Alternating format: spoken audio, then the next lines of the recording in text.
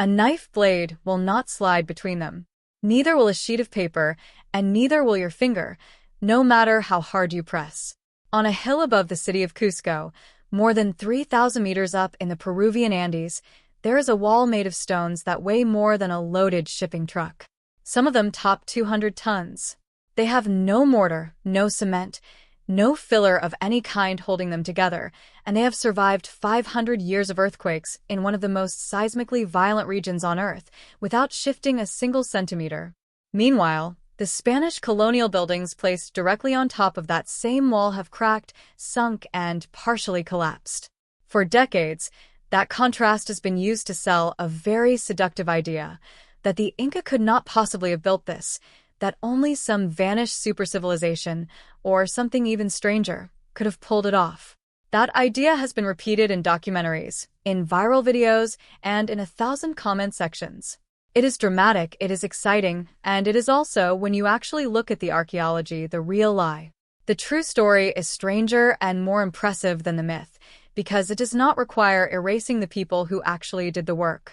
The site is called Sacsayhuaman, and it sits on a ridge overlooking the old Inca capital.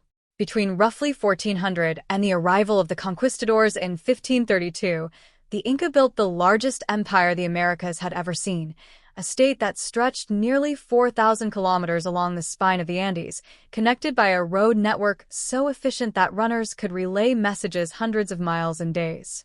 They ran that empire without a written alphabet, tracking labor, tribute, and population using knotted cords called quipu. They terraced entire mountainsides into working farmland at altitudes where almost nothing should grow. This was not a primitive society stumbling into greatness by accident.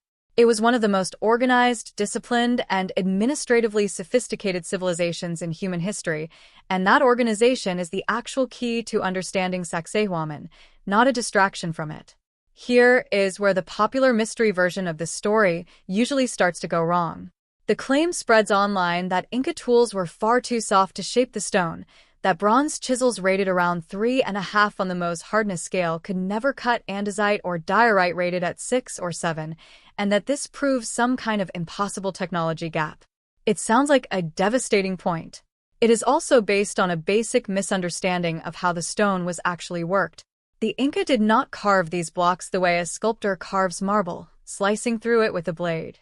They shaped them almost entirely through percussion and abrasion, pounding the surface again and again with hammerstones that were harder than the target rock itself, and then smoothing the result with sand and water.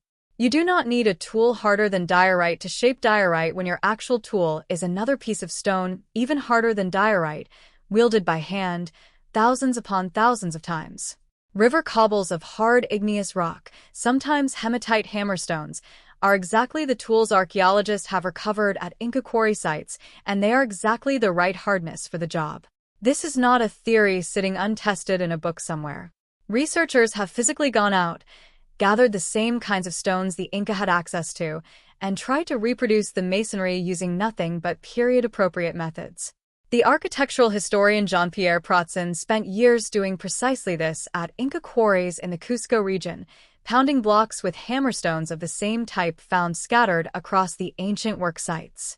What he documented was methodical, patient, unglamorous labor, repeated blows that slowly pulverized the surface into a fine powder, followed by test-fitting a block against its neighbor, marking the high points where it did not sit flush, removing that stone, and pounding again. Over and over, sometimes for dozens of cycles, until the seam closed. The wear patterns left on his experimental blocks matched the wear patterns visible on the ancient stones almost exactly. This was not proof of a lost technique. It was proof that the technique everyone assumed was impossible actually works, given enough time and enough disciplined labor, which is exactly the resource an empire of millions of subjects under a centralized labor tax could provide in enormous quantities.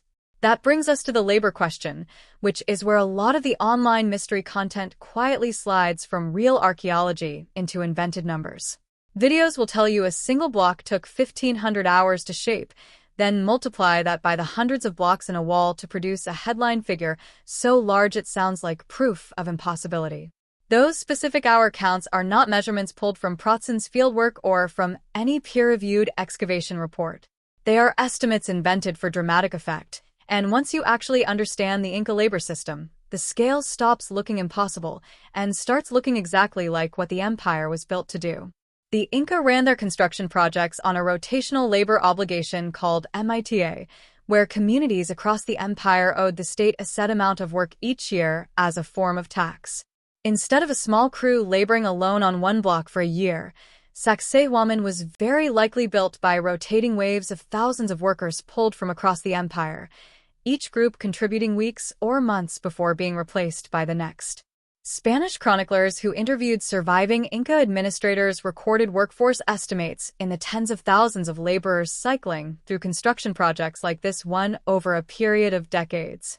A labor force that size, sustained over that much time, is exactly the kind of resource that makes months of hammerstone pounding per block entirely plausible, without inventing anything supernatural. Then there is the question of moving the stones at all, which is honestly the part of the story that deserves more awe than it usually gets, because the real answer is already remarkable. The Inca had no wheeled vehicles for heavy transport and no draft animals capable of hauling multi-ton loads. Llamas can carry only a modest pack weight and cannot be used like oxen. What they had instead was rope, log rollers, earthen ramps, and coordinated human muscle on a massive scale. Spanish chroniclers who witnessed later Inca-directed stone-moving projects, including efforts by descendants after the conquest, described teams of hundreds of workers hauling single large stones using thick fiber ropes, with some accounts describing accidents where ropes snapped and crushed workers. A grim but telling detail because it tells us this was genuinely difficult, dangerous, physical labor rather than some effortless, unexplained technology. Down in the Sacred Valley at Ollantaytambo, you can still see this process frozen mid-motion.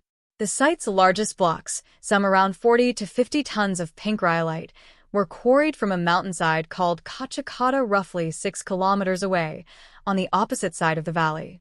Scattered along the presumed route are what locals call the tired stones, blocks that were cut and partially dragged before being abandoned, some resting at odd angles, as if the work simply stopped one day. Up at the quarry itself, unfinished blocks still sit in their beds, some nearly free of the surrounding rock.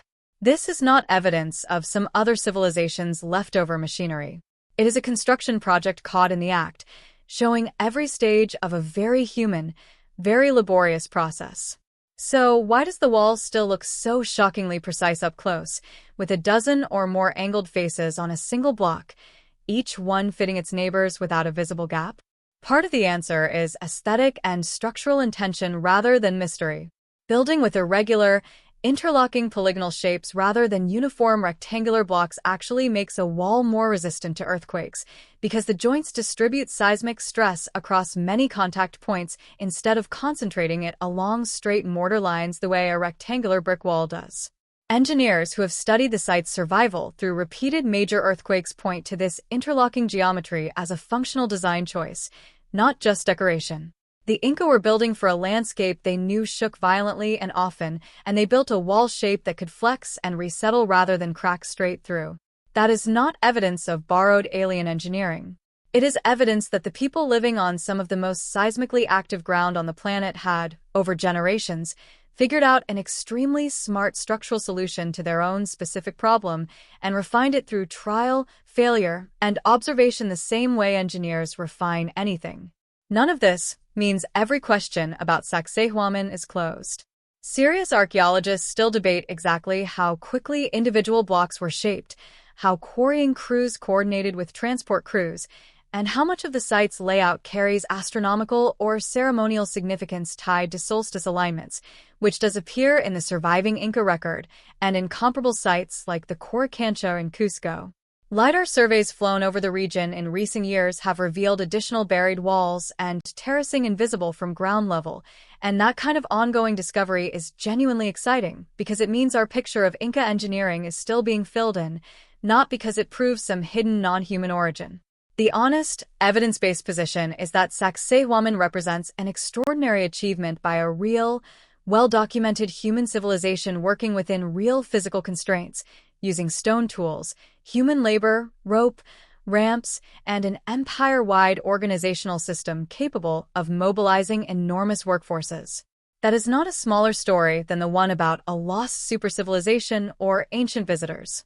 It is a bigger one because it means human beings, without metal tools capable of cutting hard stone, and without machines, figured out how to move 200-ton blocks up a mountainside and fit them together so precisely that they have outlasted every European structure built on top of them. That is really the biggest lie buried in most of the viral content about this place. The idea that giving credit to the Inca somehow makes the achievement less astonishing, so the story needs to be handed off to someone or something else to feel impressive enough. It is the opposite. The moment you actually understand MITA labor rotations, hammerstone percussion work, ramp and rope transport, and earthquake-resistant polygonal masonry, the wall does not become boring. It becomes one of the clearest demonstrations in the archaeological record of what disciplined, coordinated human effort can accomplish without any of the tools we consider essential today. The Inca did not need bronze harder than diorite. They needed diorite harder than bronze, wielded patiently by workers whose labor the empire could organize on a continental scale, refined through techniques passed down, and improved over generations of builders who understood their materials, their environment, and their enemy, which was never really the hardness of the rock. It was the ground itself, shaking beneath them, which is exactly the problem their wall was built to survive. Stand at the base of that wall today, and you are not looking at a mystery science can't explain. You are looking at the physical record of one of the most capable civilizations in human history, solving an engineering problem with the materials they had, at a scale that still humbles modern visitors who press their fingers into those impossibly tight seams. The Spanish soldiers who first saw it reached for supernatural language because their own experience with siege engineering had no frame of reference for what disciplined human labor, applied over generations, could produce. We do not need their superstition to explain it anymore. We have the archaeology, the experimental reconstructions, and the historical record of the labor system that built it. The real story was never that this was too impossible for the Inca to have built. The real story is that we almost let a more sensational lie erase what they actually did. If you want to see where this story goes next, follow the ongoing LiDAR surveys across the Sacred Valley because every new scan is turning up more of what the Inca actually built, hidden under centuries of forest and landslide, and every discovery keeps pointing the same direction, not toward some other, unnamed civilization, but toward a real one that has never gotten enough credit for exactly how good it was at this.